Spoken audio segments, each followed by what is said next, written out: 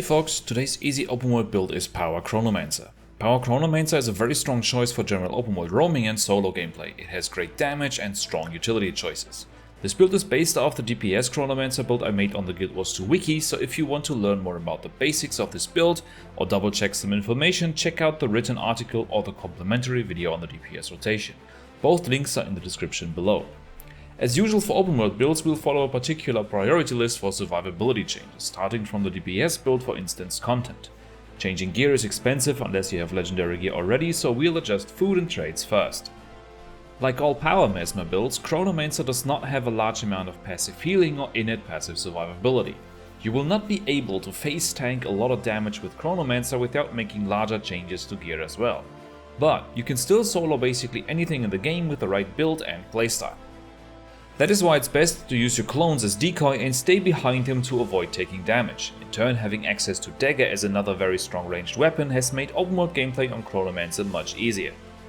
Your clones and phantasms will gain aggro from many foes. Use your phantasm skills and the Dagger skill Blade Call on cooldown to keep a constant flow of new clones up that absorb damage for you. Stay ranged whenever possible, stay on sword and use your Dagger skills and Phantasmal Swordsman, Sword 5 on cooldown. The first step to increase the effectiveness in open world is to use illusions instead of domination. This will increase your damage output in solo gameplay noticeably, as it makes you apply both quickness, fury and might to yourself when using phantasm skills. It also increases your damage every time you summon a clone or phantasm, which is great to have. Since you apply a lot of quickness yourself that way, I'd suggest running the trait Stretch Time in open world to cover Alacrity on yourself as well. Alacrity is very strong on Chronomancer due to the trait Improved Alacrity, so you want to have it up. Due to the lack of worthwhile defense via traits, it makes sense to prioritize using survivability food with Ferocity and potions of Kaka Toughness for a flat 16%-ish damage reduction to strike damage. You can flexibly put these two on for open world, which is great. One large issue of Power Mesmer is that it does not have a good native source of protection, which would be a massive increase to survivability, as it increases strike damage taken by 33%. The best source of protection outside of Mesmer are Jade protocols. They give you 150 additional toughness, vitality, condition damage and power, as well as all boons aside from stability, resistance and resolution on entering combat. The defensive protocol includes long-lasting protection too.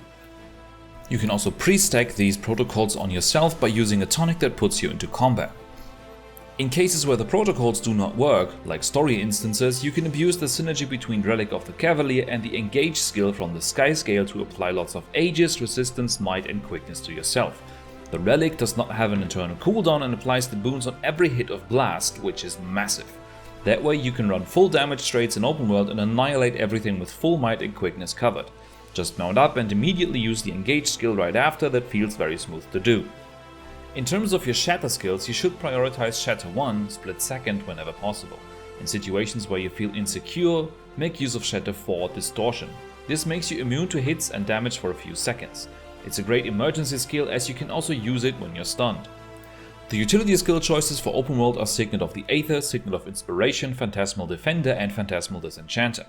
Phantasms create clones and apply lots of boons to you when they end, and Signet of Inspiration can be used on cooldown to increase the duration of all boons on you by 3 seconds. This allows you to extend boons gained from Relic of the Cavalier, Jade protocols or illusions further. The Defender is a great phantasm for survivability, as it taunts the enemy to attack it for a few seconds. This takes away aggro from you and does damage. The same applies to the Phantasmal Disenchanter. Make sure to reset all your 3 phantasms with the Aether Signet, your heal skill.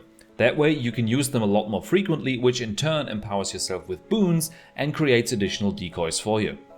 Gravity Well, the elite skill of choice, annihilates break bars and does good damage, so use it for those whenever you can. Finally, remember that you can reset skills with Continuum Split. In open world, I like to use Continuum Split as an emergency button to reset Signet of the Aether and Distortion in cases where you might need them. To do that, simply use Continuum Split prior to the 2 and you're good to go. With all of those options, you should be good to go for all PvE content. That said, feel free to like and subscribe for the YouTube algorithm. I hope this video was insightful for you and made you want to try Power Chrono in open world. See you next time and happy time warping.